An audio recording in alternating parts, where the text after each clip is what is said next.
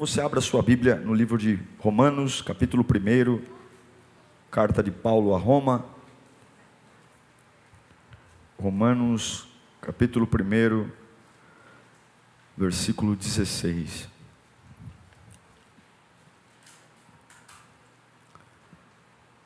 Diz assim a Sagrada Escritura: não me envergonho do Evangelho, porque é o poder de Deus para a salvação de todo aquele que crê. Primeiro do judeu e depois do grego. Vou ler novamente. Palavras do apóstolo Paulo: não me envergonho do Evangelho, porque é o poder de Deus para a salvação de todo aquele que crê. Primeiro do judeu e depois do grego. Senhor, muito obrigado por mais um domingo. O mês de novembro já caminha para o fim. Estamos já chegando na etapa final de um ano tão estranho, diferente. Mas aqui está a tua palavra. Oh Deus, como nós amamos a tua palavra. Como Paulo diz, ela é o poder para transformar a vida. E como nós precisamos de transformação, Pai. Como nós precisamos de uma mente cada dia mais renovada, uma mente nova. Como nós precisamos te sentir cada vez mais perto, para não nos sentirmos solitários, desprezados. Deus, fala conosco, Senhor. Fala daquele jeito que só Tu sabes. Aquela voz que preenche cada partícula do meu ser. Aquela voz que traz acalanto à minha alma, que eu volto a tranquilizar a minha alma, porque eu ouvi alguém que tem o domínio em Suas mãos. Ó Deus, eu te imploro, fala conosco nesta manhã, ao ponto de sairmos desse culto nas nuvens, sabendo que Tu estás no controle de todas as coisas, em nome de Jesus, amém. Desde criança, todos nós somos fascinados por super-heróis, poder. Não é difícil você ver uma criança nos corredores da casa fazer tchá, não é? Tchá, não é? Soltando poder, imaginando raios saindo das suas mãos. Porque é tão bom quando a gente percebe que pode transformar alguma coisa. Paulo está falando sobre algo que ninguém contou para ele, mas algo que ele viveu. O poder transformador do Evangelho. Várias vezes na Bíblia você vai ver afirmações sobre como Deus tem o poder de fazer coisas novas. E a maior tragédia que pode acontecer na vida de alguém é se tornar um cristão e não viver coisas novas. É se tornar um cristão e ser a mesma pessoa, a mesma chatice, a mesma incredulidade, o mesmo temperamento, as mesmas áreas de dor. Porque a única garantia de que realmente eu encontrei Jesus é a transformação da minha vida. Não existe outra evidência de que eu me encontrei Jesus. Na Bíblia, todos os homens que realmente encontraram Jesus, suas vidas foram transformadas, suas escolhas começaram a ter outras prioridades, outro estilo de vida, outra forma de pensar, ao ponto de que quando Jesus chama os apóstolos, Ele diz: deixe tudo. Quem deixa tudo? Quem consegue simplesmente seguir um Cristo sem olhar para trás, sem despedidas? Muitos eram pescadores, não dá tempo nem de vender o barco, de vender as redes, as tralhas de pesca, para juntar um dinheiro. Não, eles deixam tudo no porto, como se o que está para vir compensasse todas as renúncias. Esse é o poder do Evangelho. É o poder que aparentemente não nos dá nada, mas nos faz sentir tudo, que não enche nossos bolsos, mas enche nosso coração. E a gente sabe que ainda nos mesmos ambientes normais, há uma força, há uma forma de viver, há algo que me move, que até então não me movia. É como se trocasse o combustível, é como se aquilo que me alimentasse viesse de outro lugar. Por repetidas vezes, nós vamos ver na Bíblia a sentença de fazer coisas novas. Agora, por que Paulo escreve isso sobre o poder do Evangelho? Quem era Paulo? Lá em Atos dos Apóstolos, capítulo 9, versículo 1, a gente vai perceber que esse camarada tão famoso, o apóstolo Paulo, que inclusive leva o nome da nossa cidade, né? Moramos em São Paulo, uma cidade batizada pelo catolicismo, em homenagem ao grande apóstolo Paulo.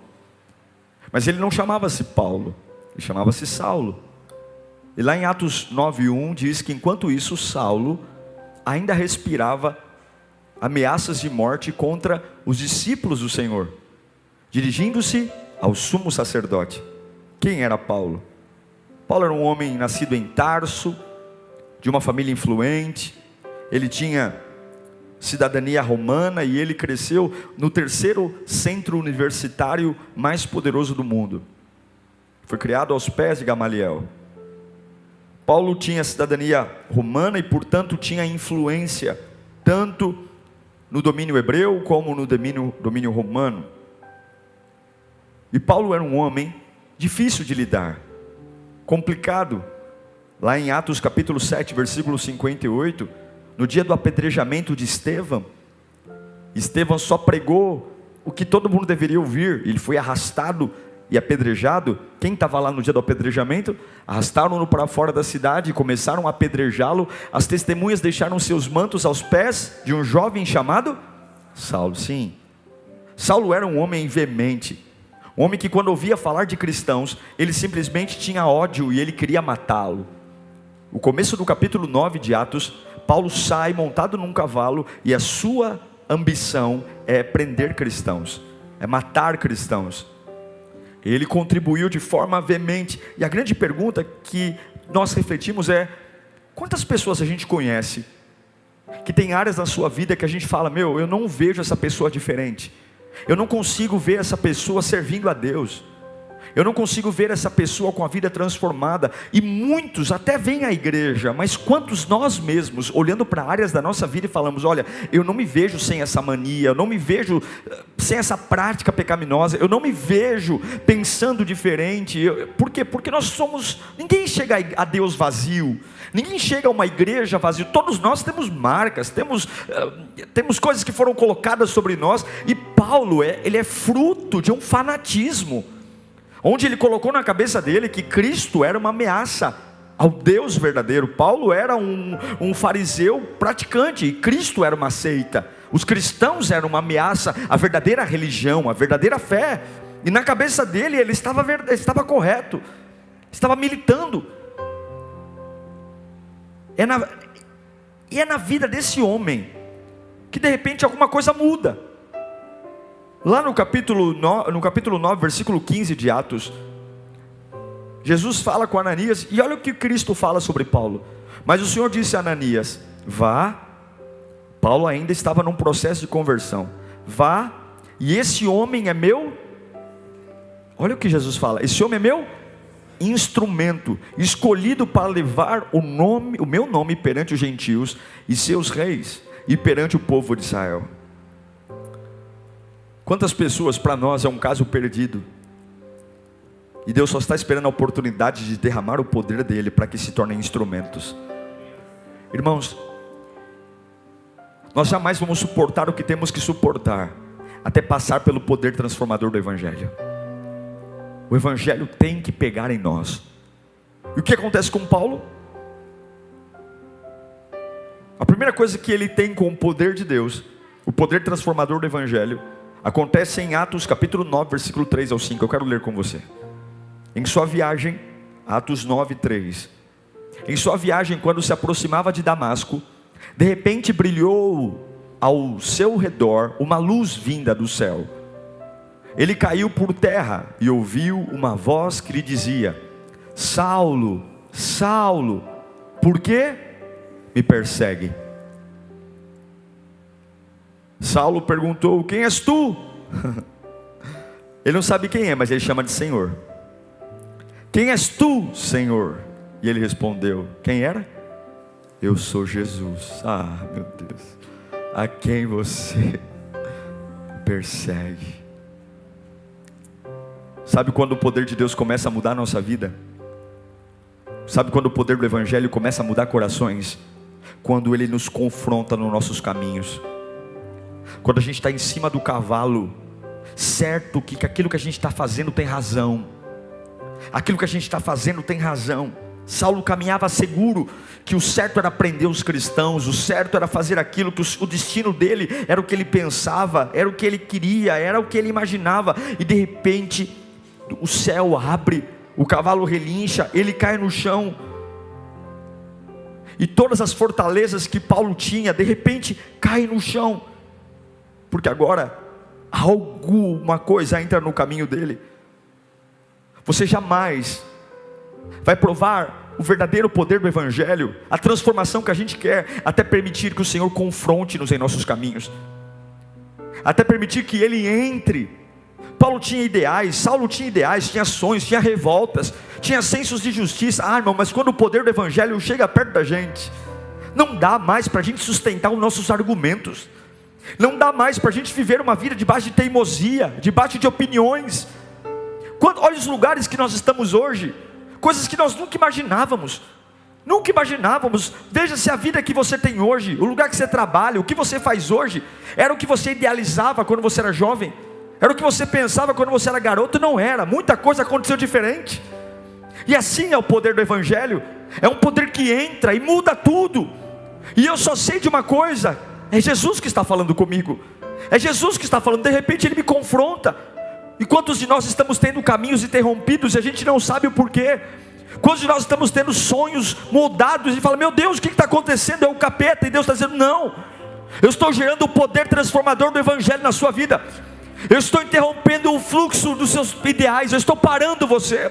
Eu estou parando porque eu não vou te usar nos seus caminhos, eu vou trazer você para os meus caminhos.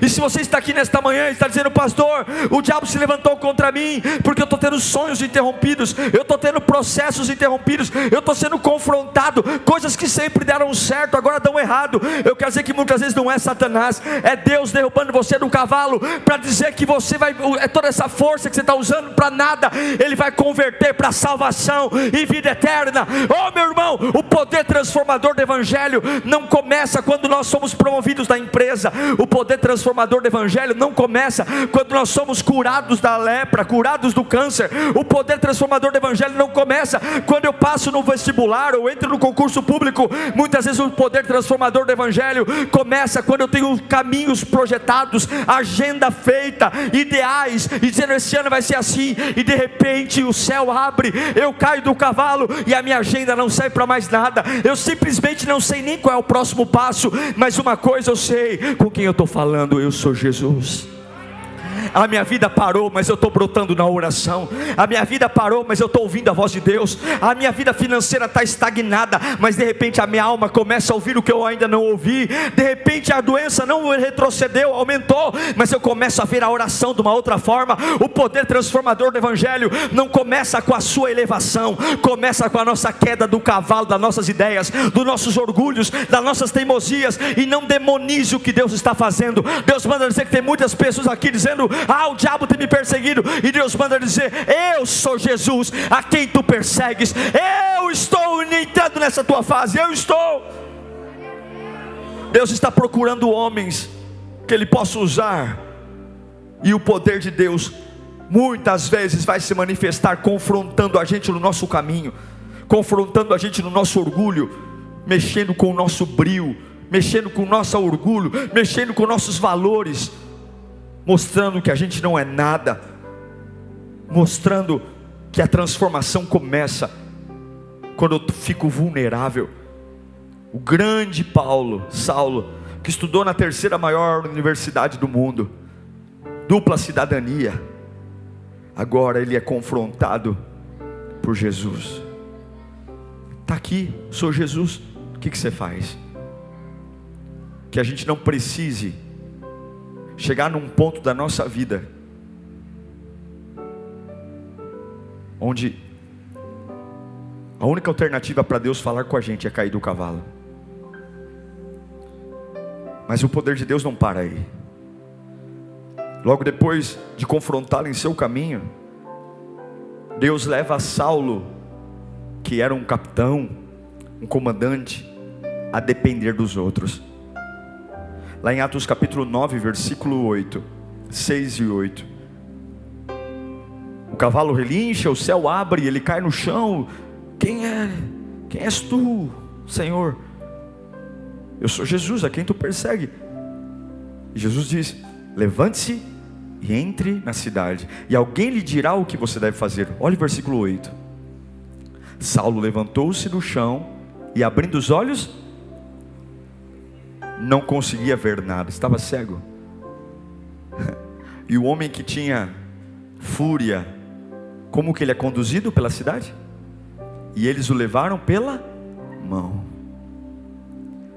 Porque tem vezes que Deus tira a nossa visão natural para nos dar visão espiritual. Tem vezes que Deus deixa a gente assim, ó. Eu estou indo para a igreja, mas eu não estou vendo mais nada. Eu não estou vendo minha família sendo restaurada. Eu não estou vendo.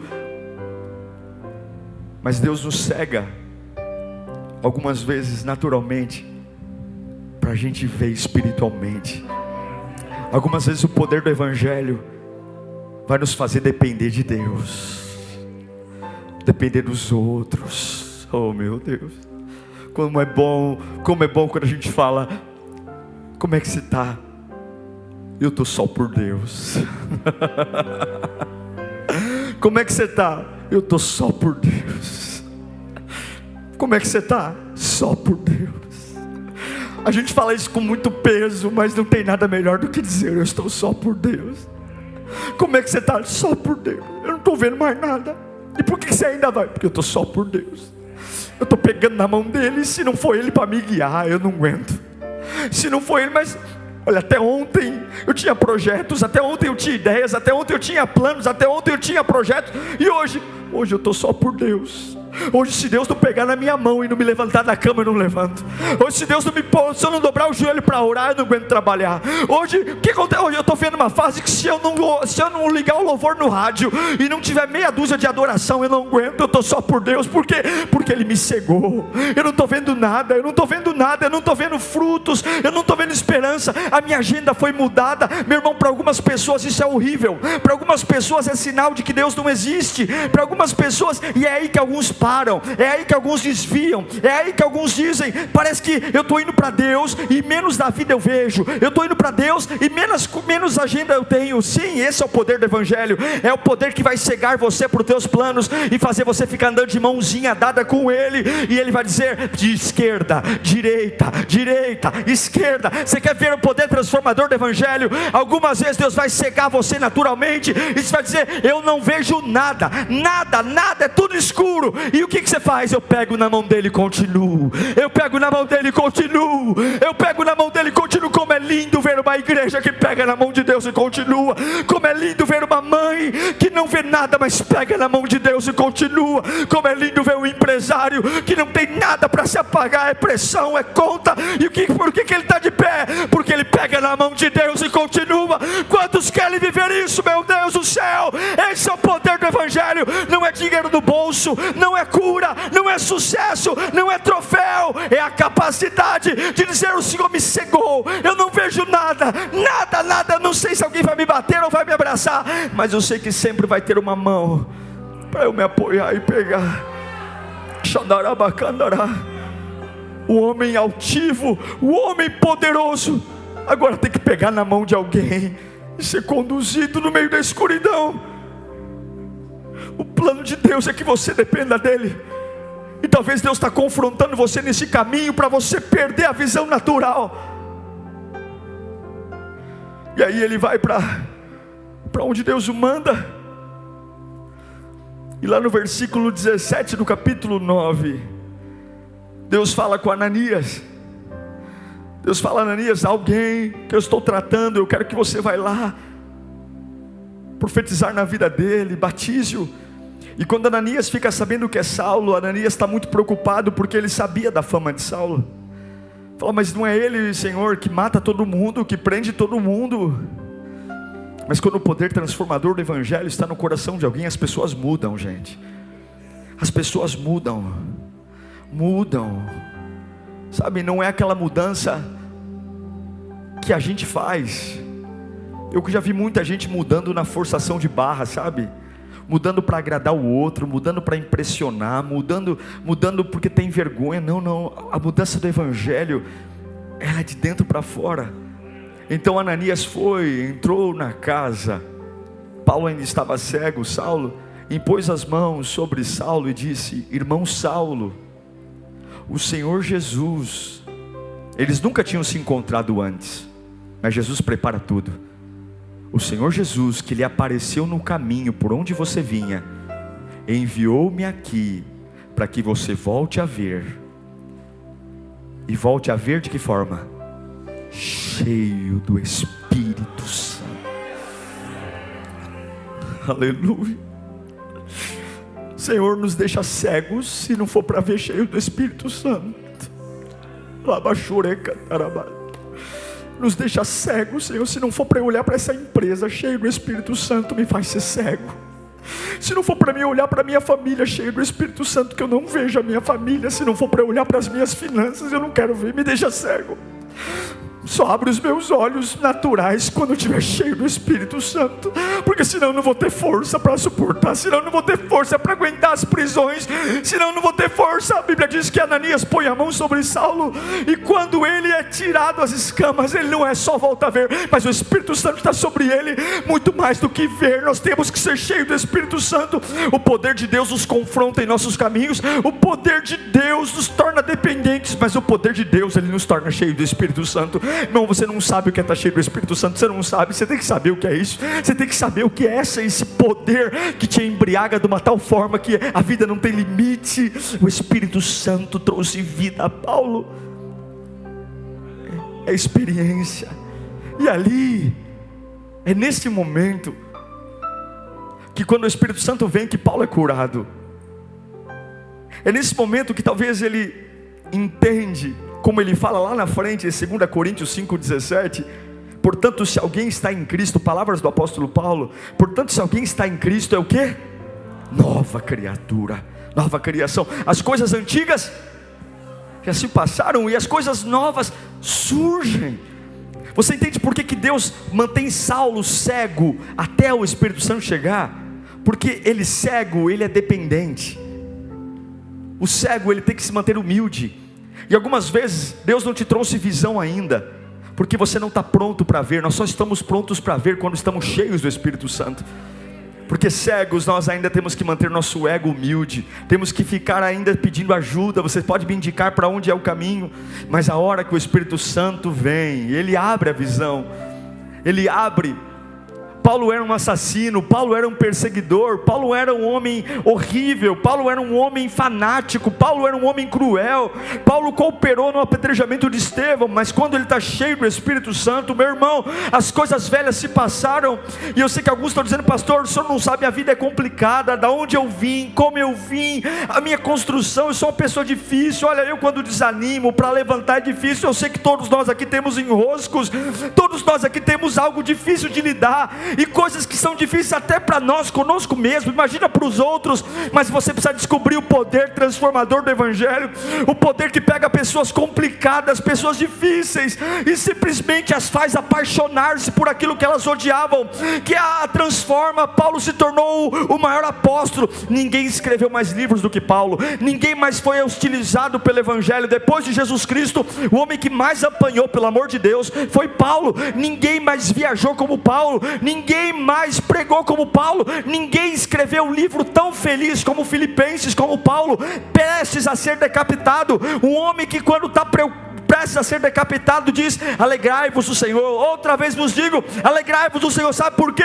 Porque ele é o cara? Não, porque o poder transformador do Evangelho pegou ele. Meu irmão, não é lírio, meu irmão, não é igreja, meu irmão, é aceitar o poder transformador do Evangelho. Se você quer viver uma vida imparável, se você quer ver uma vida sem limites, não importa de verdade o que você fez. Pastor, eu fiz coisas horríveis no passado, eu sou uma pessoa horrível, eu magoei gente, ok, mas o poder do Evangelho é o único que pode fazer sem tarja preta, sem álcool, sem precisar mudar de país, sem precisar mudar de cidade, sendo a mesma pessoa, com o mesmo mesmo nome, com a mesma cara, sem precisar fazer cirurgia plástica, mudar o cabelo. O poder do Evangelho tem o poder de arrancar o velho da sua vida e colocar você para andar onde você sempre andou, mas de um jeito diferente. E eu sei que alguns estão dizendo: pastor, eu preciso conversar com você, eu preciso de ajuda. Pastor, qual é o curso? Casais buscando, qual é o curso de casais? Meu irmão, eu não tenho nada contra o curso de casais, mas eu não vou fazer um curso de casal para dizer para você, marido, que deixar a toalha em cima da cama,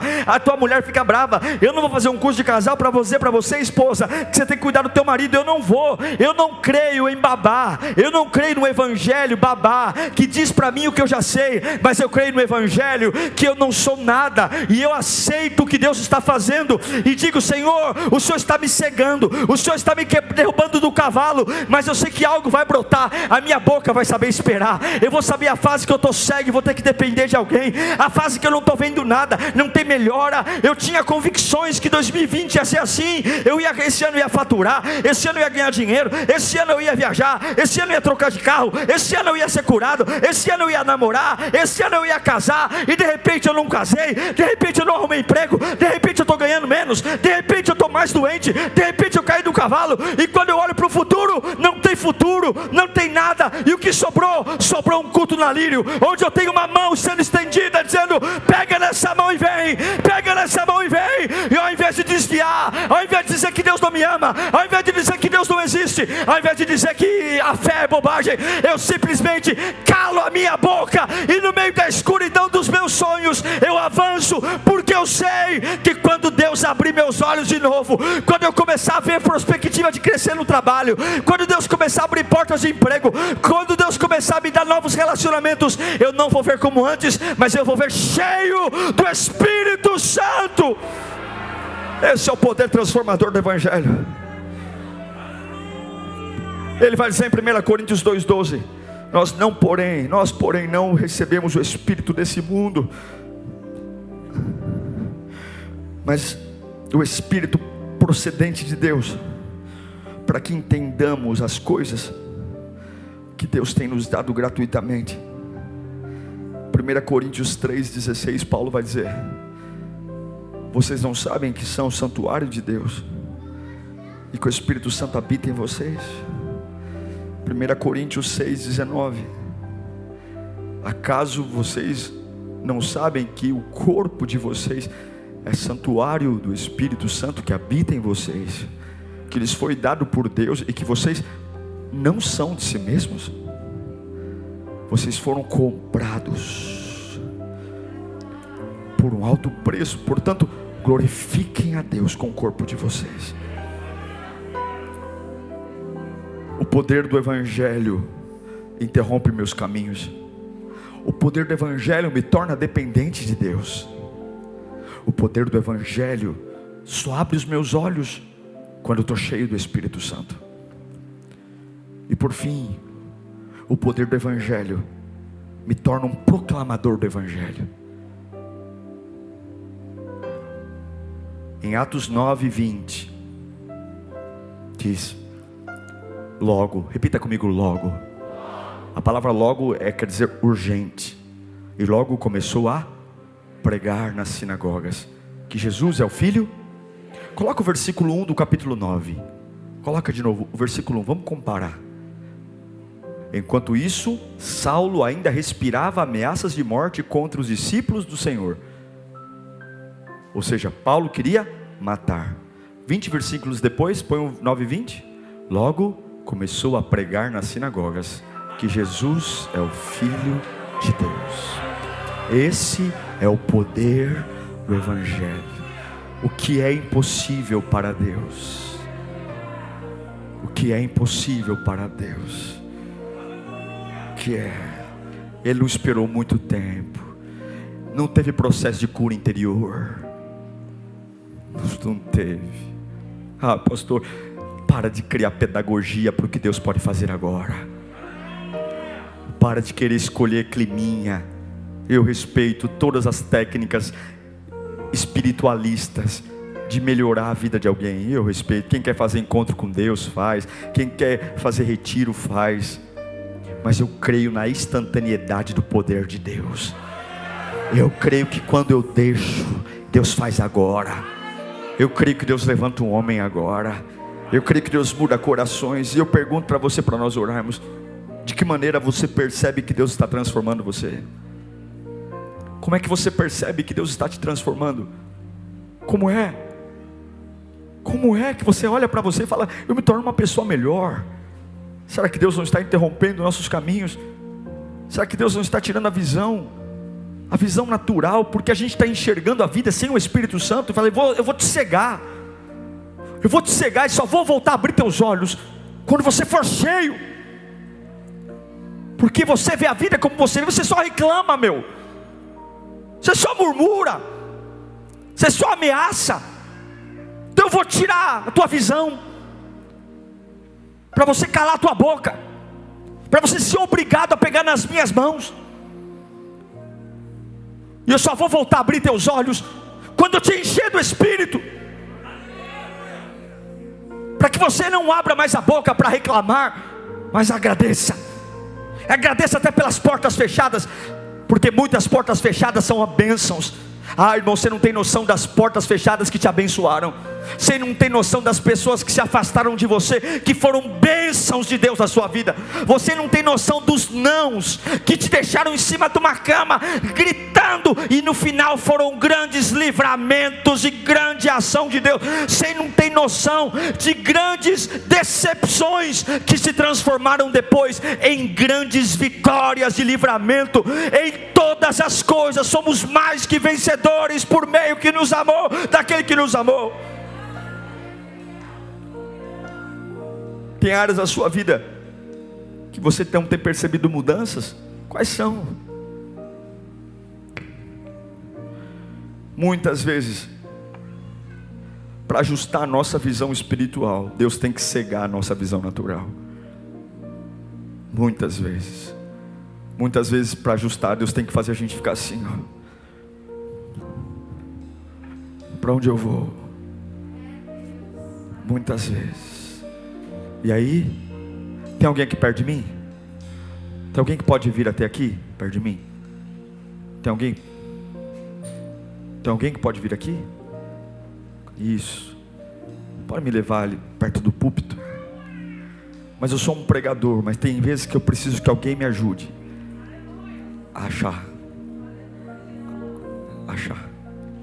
Obrigado. Tem vezes que Deus vai fazer assim com a gente. Tem vezes que Deus vai fazer assim. Eu sabia tudo, mas se agora não vier uma mão para me ajudar, eu não sei mais nada.